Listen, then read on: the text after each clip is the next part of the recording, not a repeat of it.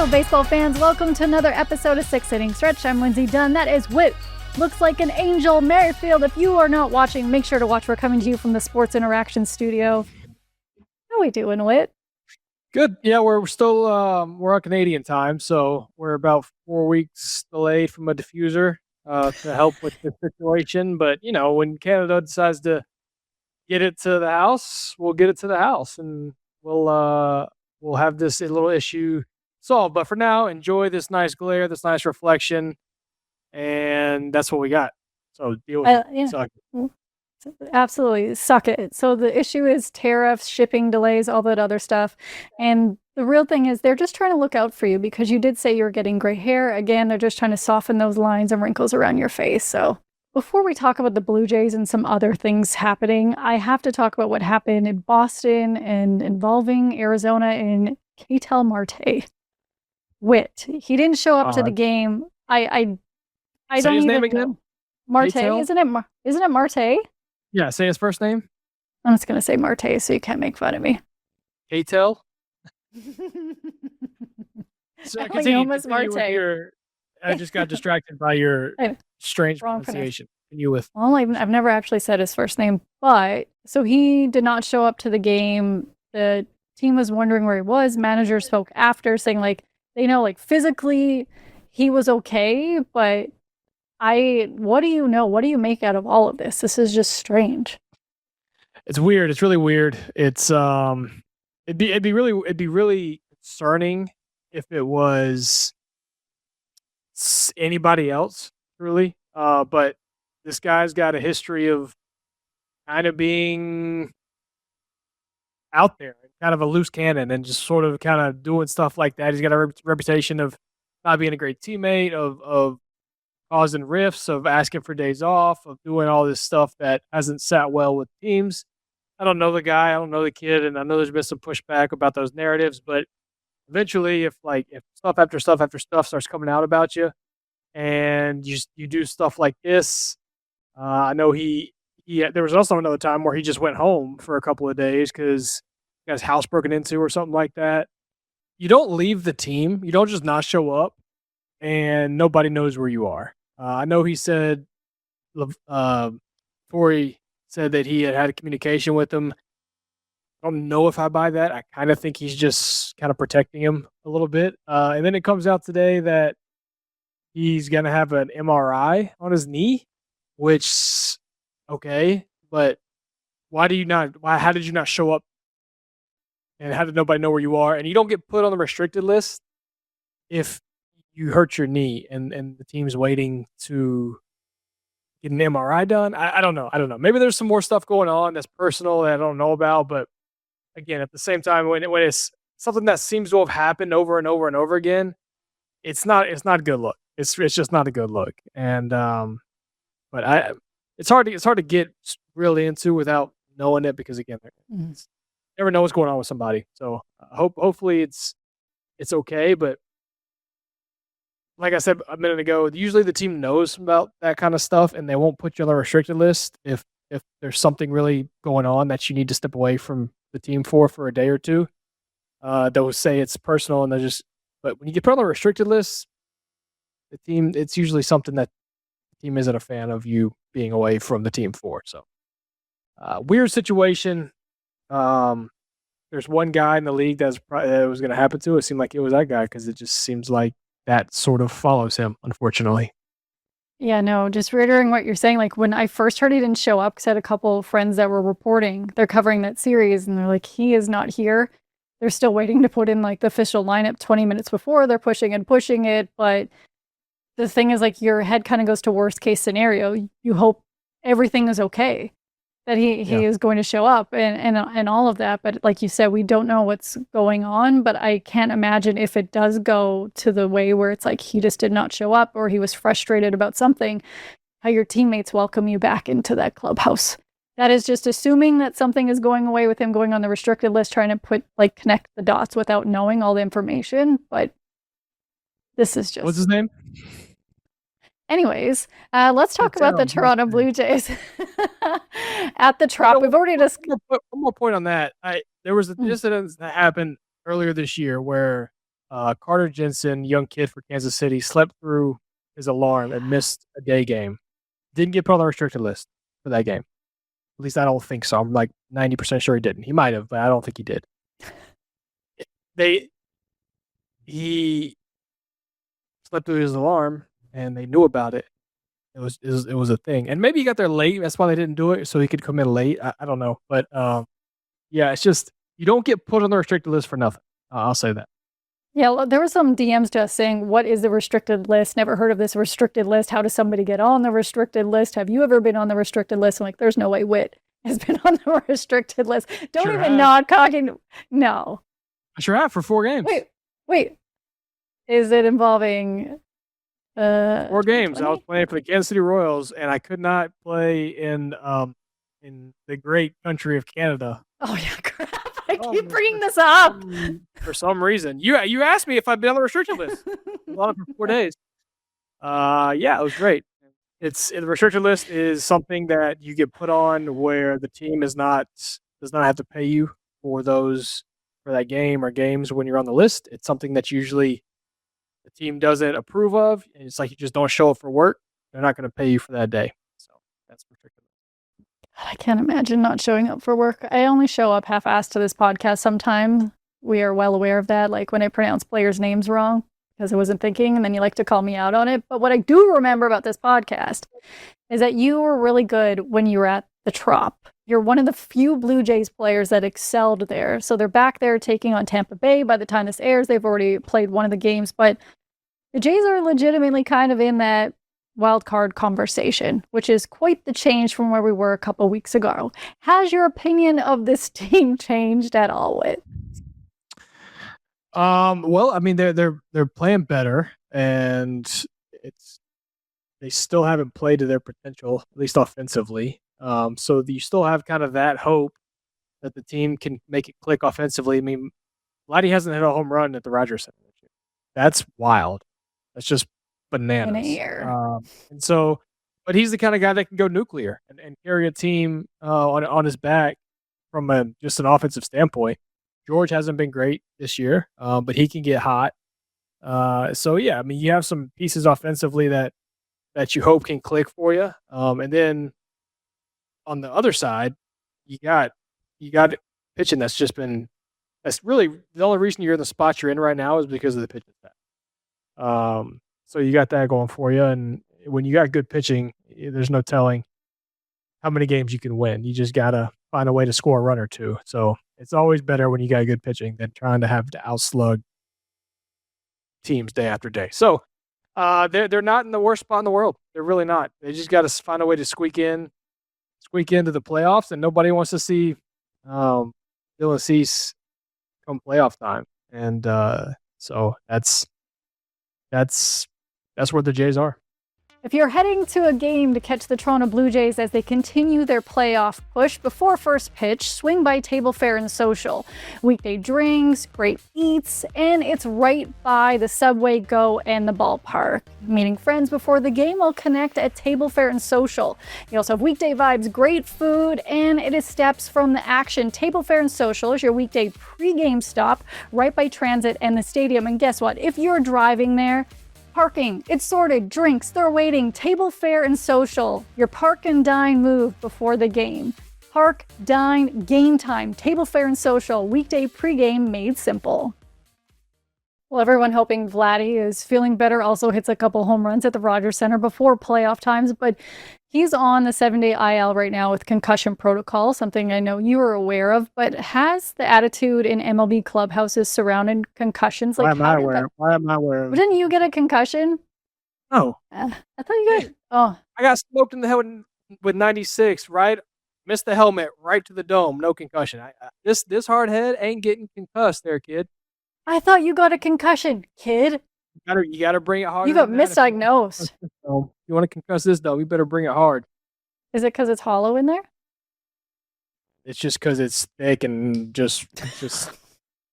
I've been hitting the head a lot over my years. That's what happens when you grow up playing football. You develop toughness, and grit, not hockey, not on skates. Toughness, football. You were probably the water boy. All these stories you talk I about say the that. I talk crap about that. I think hockey's like the most badass sport that there is. you can't skate. I It's like can't flying skate. on I told you I skates. can go forward. I can't go side to side. I can't stop. I can go forward fast. Yeah, I do love that you talk about hockey. It's tough.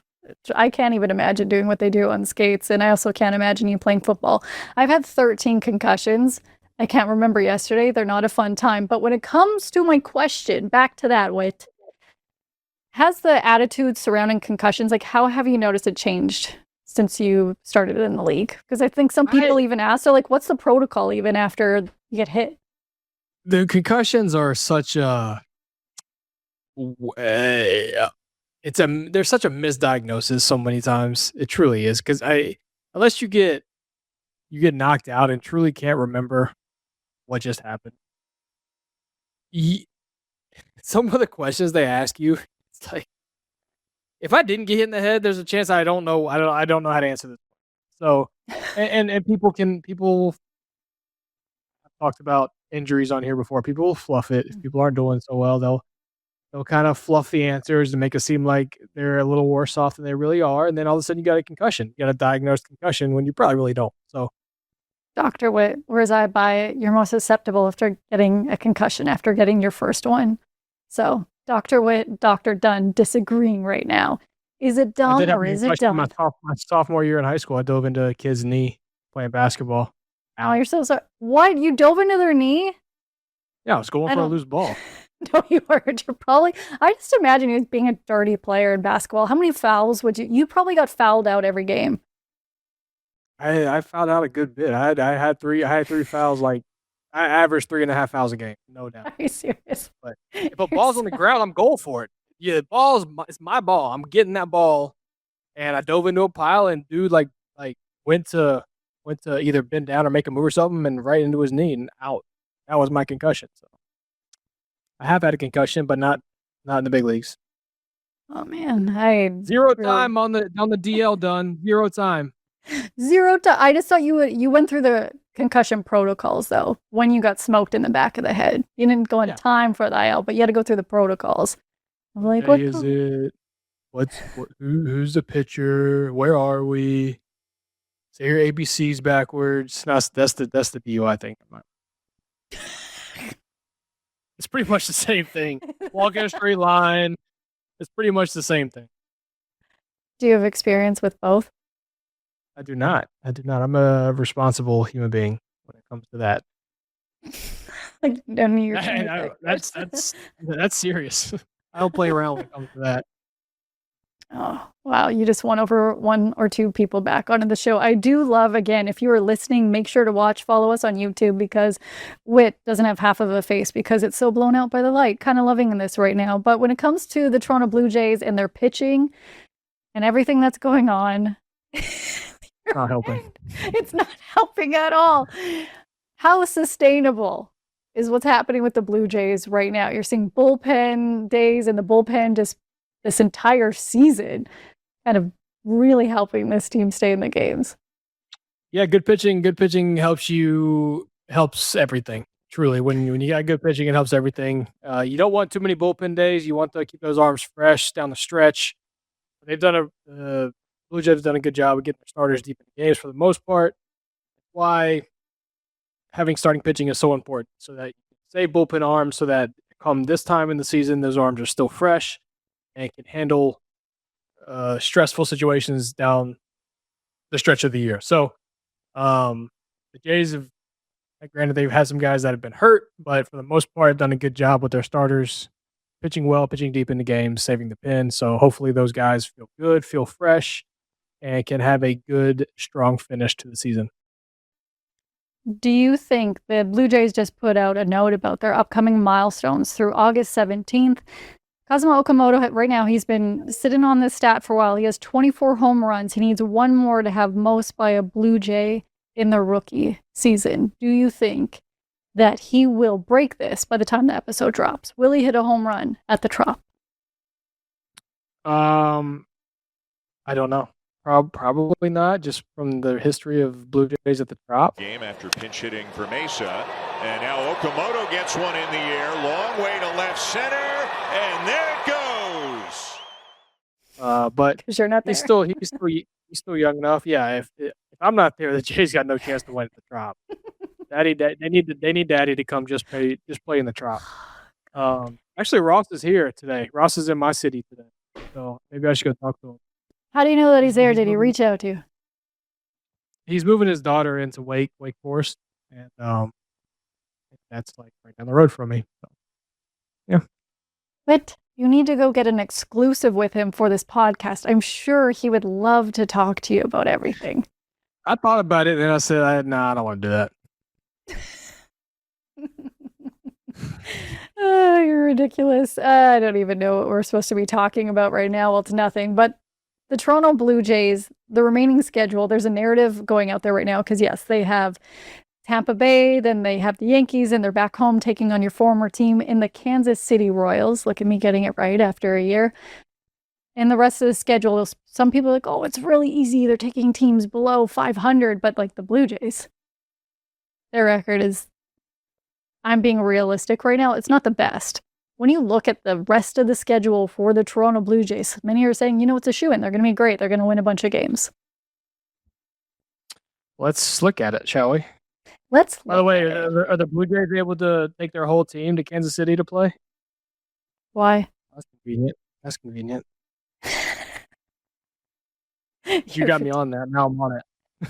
All right, let's see. Tampa Bay. Let's go on. Let's just rant. Sure, go through the schedule. That's a big road trip. And then homestand, Kansas City, need to take care of that. And then Seattle. Seattle's weird. What a weird team. What's going on with Big Dumper, man?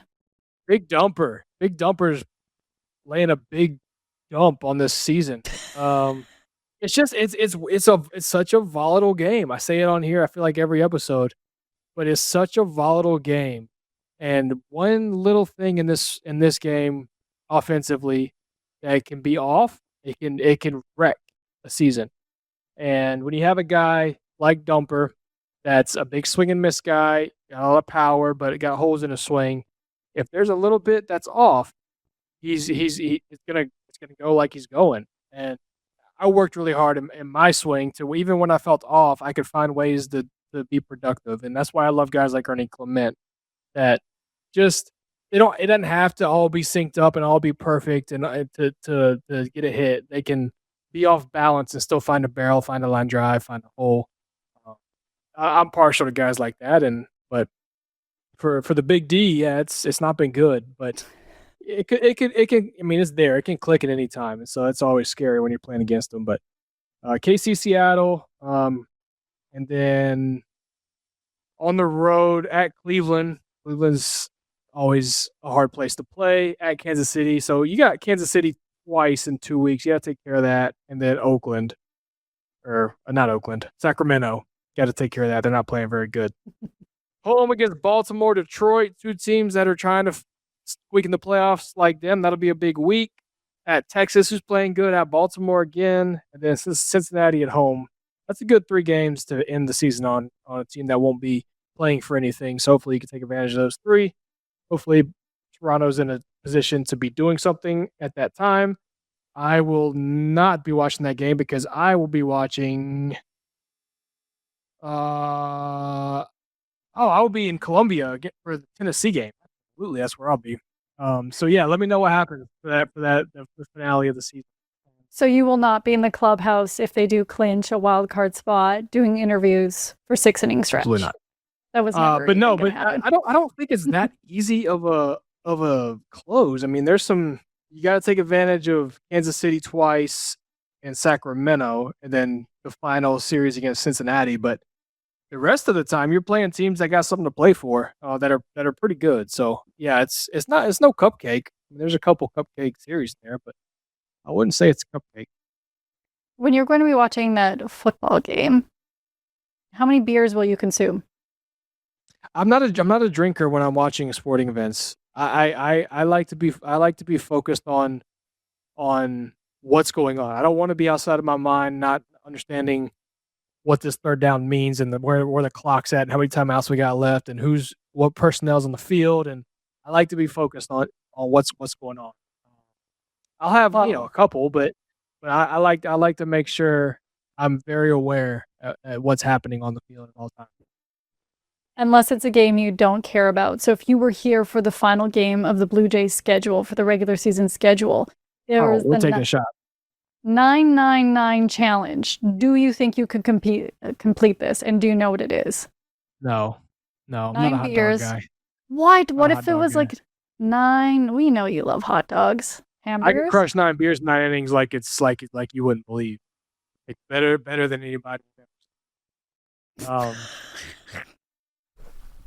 But the hot dogs. Well, what's the other 9? The hot dog thing is not me. What's the other 9? Whatever you want it to be. But really, the whole point of this, Whit, is that we've teamed up with the Nation Network and Levelware to launch the Perfect 9 collection, which is a limited edition lineup inspired by one of baseball's most legendary game day traditions, the 999 challenge at the ballpark, which you could not complete. Definitely I could, and it's available for a limited time, so grab yours before it's gone at nationgear.ca. I don't think you could handle 9 beers. You're a lightweight. I could do 9. What can I put down? Tacos. I could do 9 tacos. Yeah. Make it like chorizo taco or something. I don't like chorizo. I was gonna say it's kind of like sausage, like Mexican sausage, but I don't like it. So you don't like Mexican sausage? I could house 9 tacos and give me 9 Coronas, 9 tacos, and I mean, get me down to like close to south of the border, like San Diego, in that atmosphere. I haven't done by the 5th inning. This is such BS, but I love that you say it. I don't know, but it's like you like Mexican sausage, that you could eat 9 tacos in 5 innings. And no, I don't like Mexican sausage. I don't like it. I know you don't. I just was being a jerk. But something I did want to ask you about is throughout the clubhouse before the Blue Jays went on the road, they were asked a lot about the standings and the wild card race. And a couple of the guys are like, I do not pay attention. Great idea. Just keep asking the players about that, the standings and where they're at. Blah, blah, blah. Great idea. They were asked about it pre-game. Yeah, it's a dumb question. I didn't ask it, but the questions I ask are worse than that you would hate. Like Bateman, the new rookie, wanted to be a meteorologist, so I asked him about that and if it helps him when he's playing in the minor leagues, seeing the clouds. So I'm pretty sure you would prefer I ask them about the standings. Nobody cheers for rain harder than minor league baseball. Nobody wants rain out more than minor league baseball.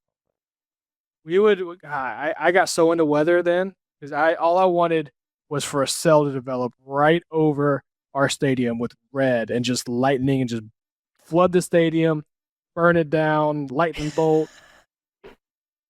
We would look, oh, it's going to hit us. It's going to hit us. No, there's a window. Why is there a window? No, it needs to grow right here. But then, like on the last episode, you actually played where there was a tornado behind you. They didn't care. They're like, you guys play ball. Yep. So there was a rain in, unfortunately. Oh, we got clouds. Yes, look, the weather was really happy that people can now see your face and your pointy eyebrows. So let's go back to that question. How much are you guys, or were you guys, scoreboard and watching the actual standings in August? Not at this point. No. Another 2 weeks. Once September hits, you become much more aware. There's just so much that can happen.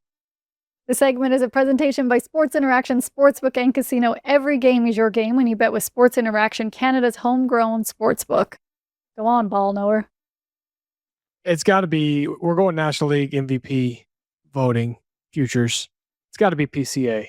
He's by far the best player in the National League this year. Shohei's, he's a DH. He's hitting some homers. He's not going crazy this year. He's not 50-50. And he's not pitching. So I think if Shohei wins, it's solely because of the name and not because of the performance. PCA is playing center field, got 30 homers already, stolen 30 bases. He's the reason the Cubs are alive and relevant. So PCA MVP minus 115. Granted, there is a month and a half left, but he's by far the best player in the league. If he keeps it up at all, MVP, PCA. We'll go with that. The Sports Interaction Sportsbook and Casino has you covered with pitch-by-pitch live betting and easy deposits and payouts. Every game is your game when you bet with Sports Interaction. Go to sportsinteraction.com/BJN to open an account. Ontario or Alberta only. Must be 19 plus in Ontario, 18 plus in Alberta. Please play responsibly. Rookies making their way into the rotation for the Toronto Blue Jays after the trade deadline. Bateman, who I mentioned, was part of a deal with the Cubs that involved Gosman. He's become a fan favorite quickly. And Charles McAdoo. A lot of people are talking about, the energy that they bring into this rotation. Is this something that you've experienced? They're not pitchers. Sorry.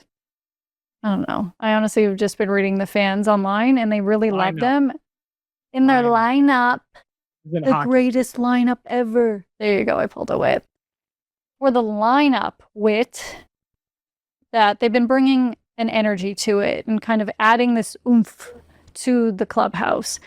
Is this something that could be positive, that you can see change, but also could it be, in some scenarios, maybe a negative impact? I don't think there's negative, especially if they're playing well. But no, it's definitely positive. You got a young kid. It brings, when the clubhouse can get a little stale, it brings new energy, new life into it. You got a new face, a guy that's so excited to be there. That rubs off on guys. Granted, that usually lasts 2 or 3 days, and then you kind of settle in. Usually, the kid will get off to a hot start and play well for 4 or 5 days. Then the league kind of catches up to you and everything calms down. Look at the kid from St. Louis that hit 3 pumps and his first 3 at bats, and then the next game he goes 0 for 5 with 3 strikeouts. This league comes at you fast, and so you can ride that high as long as you can, but it'll come crashing down at some point. So, yeah, it's fun. It juices you for a couple of games, and then it dwindles down pretty quickly. So, but for those couple of games, I always loved it, playing the games when a guy makes his debut. So those are always fun games. I'm going to throw a name out there because I know Blue Jays fans are having a field day roasting him online right now. Kyle Tucker. Oh, your boy. Yeah. Your boy. All Toronto was all up and got their panties in a bunch because Al didn't sign with the Blue Jays. Hold on. All of Canada. Get it correct. It's Canada's team if you're going to come at us with some comments like that. Apologies. Yeah. And, it just, I'll say it again for the 90th time, but it's a volatile game. You just never know what's going to happen when guys are just going to lose it. And then I think a big part of this, and I said it on here, and a lot of Dodger fans caught wind of it and weren't happy with me, but I got it directly from the source. So don't be mad at me because I told you what the Tucker party said when they said they wanted to be in Toronto. They would rather be in Toronto. That was the place they wanted to end up. Dodgers just made a crazy offer to him, and he couldn't turn it down. And I don't think anybody would have turned it down. But it's not. I don't think he didn't want to be in LA. But it's when it doesn't go good, and you're thinking about, man, I really wanted to be in somewhere else, and I really wanted to be in Toronto, or I wanted to be here. It can help things snowballing and spiral. Tuck is an incredible player, and I'm sure he's going to figure it out and find it. And with the Dodgers, it's almost like, who cares until they get to the postseason? Who cares if they play good? They're going to be in the postseason, and once you get there, if you're hitting 220, who cares if you have a good postseason? And that's where I think his head's probably at right now is, I got to get this right for the playoffs and then play well in the playoffs, and everybody will forget about the regular season. And I think the same goes with a guy like Vladdy, having the year he has had. If they can just get to the postseason and Vladdy can go another Vladdy run, people ain't going to remember what happened in the regular season, and nor should they. They should remember. It's all about how you produce in the playoffs. I think at the beginning of the year, or beginning of the season, you made a comment about Skeens that is making you smart right now. Seem smart. Do you remember this take at all? Ball knower. Everyone has caught on to the Whit train. Yeah, I just didn't see. He was just on a much smaller scale, he had a little bit of Manoa going on, where he was getting away with stuff. He was getting away with balls over the middle of the plate. He was getting away with chase. People were chasing his slider, chasing his fastball up because he was throwing 100, and he was sitting around that upper 90s 100 level, and his slider plays more when it's like that. And when his stuff ticks down a little bit, you got to be able to make adjustment and start pitching, start moving the ball in and out, hitting corners, mixing up your pitches. And he hadn't been able to do that quite yet. He will be able to because he's such a student of the game and a student of pitching and wants to be really good. So he'll make that adjustment. He just hasn't done it yet. And yeah, the league caught up to him. His stuff ticked down. All of a sudden, you're not chasing that pitch as much because you're not as scared of that fastball. You get that fastball in the zone, and you can. It's not as electric, so you can you do damage to it, and that's what's happening with the league, and that's what's happening to him. Someone that's been doing damage in the league is Pete Crow-Armstrong, who has put together another 30-30 season. You've stolen, 45 bases in your career, 41. What was the other season? I think 24. I'm not looking up your stats, but there were some good ones. I actually stole those bases. This is where I'm going. Oh my God, you're asterisk with the pitch clock. It's not so much, stealing bases no more. Just kind of running. Not really stealing bases no more. Elaborate, Whit. This is where I was going, and you already were picking up what I was putting down. Yeah, pitchers can only pick over twice. So you just get a big lead, they pick over. Now they ain't gonna pick over again because if they pick over twice, now they really can't pick over again. And so now you just get a huge lead and just run. And there's the art form of it is gone. And the pitch clock is good for the game. It really is. I fought it a little bit initially when it was coming on because of this situation because I'm a base stealer and I knew what it was gonna do to steal the bases. But it's good. It's been good for the game. But stealing bases is not what it used to be. It's just not. Were the bases that you stole? I'm assuming you have the first base you ever stole. Like they gave you that, they authenticated it, something fancy like that. How many actual physical bases do you have? Because I imagine that's just around your pool. I think I have two bases. I don't think it was from a stolen base though. I think it was from my first hit. I think they gave me the first base from. I had a single, so they gave me first base, and then they gave me the base in Cincinnati when I went 40 doubles and 40 stolen bases. I think I was back to back, maybe not, but I was one of 7 guys to ever do that, and so they gave me this. They gave me second base when I stole that bag. So I have one stolen base and one base hit base. Where are they?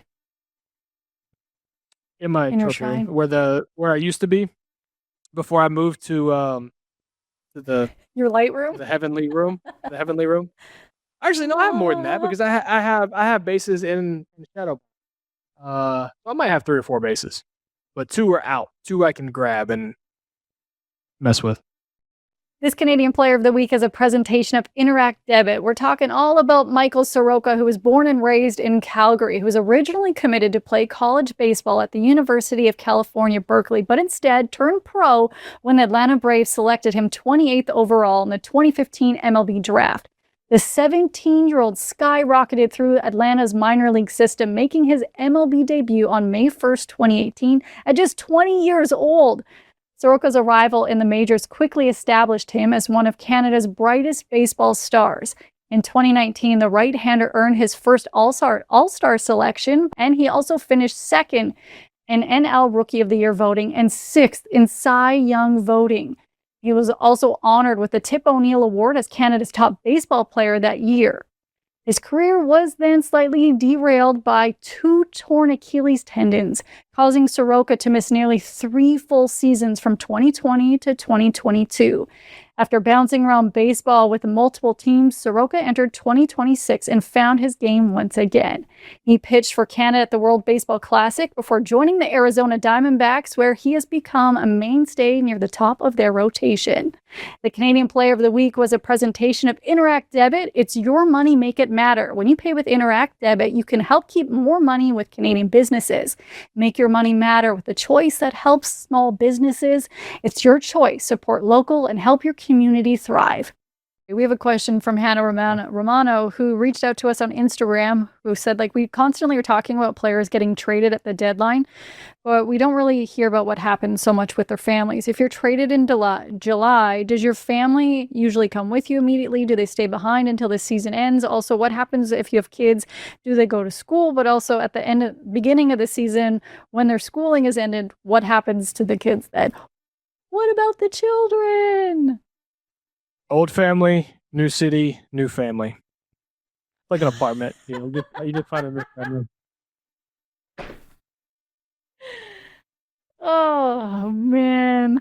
I would just say my welcome to the NBA moment was when I first went on the road covering the Raptors, and I was waiting for one of my friends in the lobby to go out for a walk, and a couple of the players were waiting, and these ladies came in that were not their wives, and they went up an elevator, and like there wasn't a pool or anything. Yeah, I was like, oh, that's not as prevalent in our sport as you would imagine.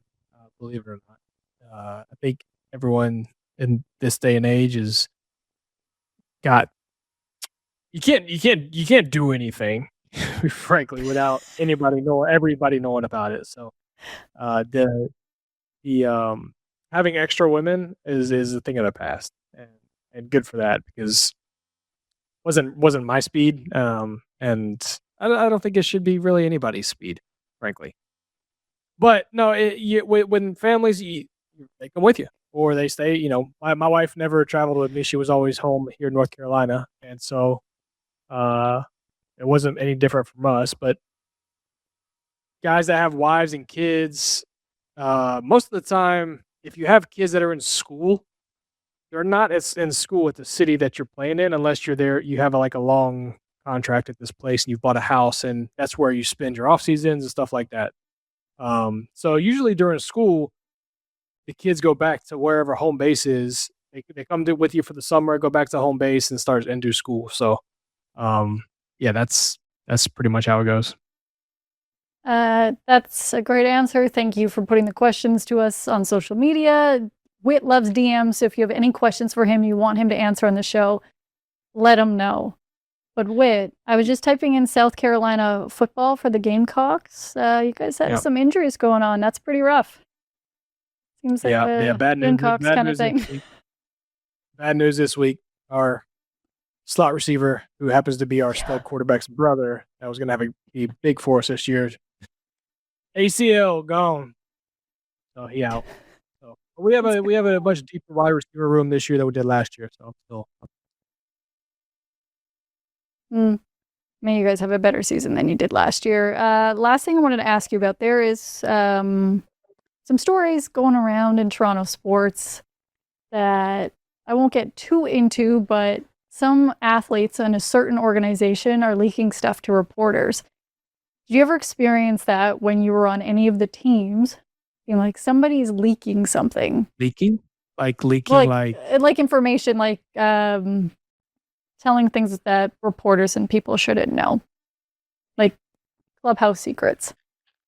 Clubhouse secrets? Yeah, that sucks. I had most of the reporters, at least in Kansas City, I knew and I had phone numbers with them because whether it was we did an interview or whatever it was, and we'd be friendly. And a lot of times there was some back and forth with like this play happened, you know, what was it like from your point of view?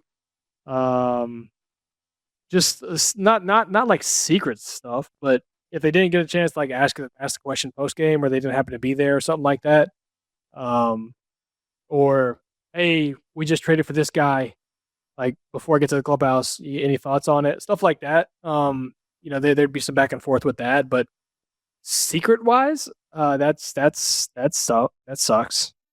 and I don't know why you would do that if you're a player. I don't know what advantage you gain by leaking a secret to a media member. But yeah, I don't know. That sucks. Yep. Not for me. I wasn't told the Sounds secrets. sounds like a tempo problem. Sounds like a woman thing. You wanna say that? Whit is just trying to get people angry in the comments, and I'm here for it, but also don't at me when he says that. And Whit, you will not be here next week because you're going to be golfing, trying to win some things. What's your Yep, in New York. what's happening next It's week? our pro playoffs. My elbow, my mobility is back ish. Can't I tell. touch my elbow now. We went and hit some balls today, and I think we're gonna be okay. TBD. I got like 8 straight days of golf coming up, and so it's a lot of work. You know, you got to put in the work, got to put in the man hours if you want to get through that. So, yeah, we'll see. Got a lot of Voltaren in the system, and wish me luck. No, just kidding. I wish you good luck because when you win at golf, you are in a fantastic mood. So we'll miss you next week. Next week, we will have a special co-host that is a current MLB player that is a former Toronto Blue Jay. So you'll want to stick around for that. You'll have to listen. Nobody's sitting in this seat. Nobody's sitting in that seat with your amazing lighting. They ain't gonna have the aesthetics that we have. I'll tell you that. Heck no, and I bet you that they love Mexican sausage, that they probably won't offend anybody, but maybe they will. You'll have to tune in, but then you'll come back the following week with your amazing hot takes and hopefully a trophy or two. Or is there another round after next week? I don't know your golf schedule. Yeah, then we go to Utah for the finals. So, yeah. Just tell me who it is. I'm not going to watch. Just tell me who it is. Thank you for joining us for this week's episode of 6 Inning Stretch. Thanks for watching this video. If you want more interviews, analysis, or Blue Jays news from the 6 Inning Stretch, make sure to hit the subscribe button below or watch more of our content over here.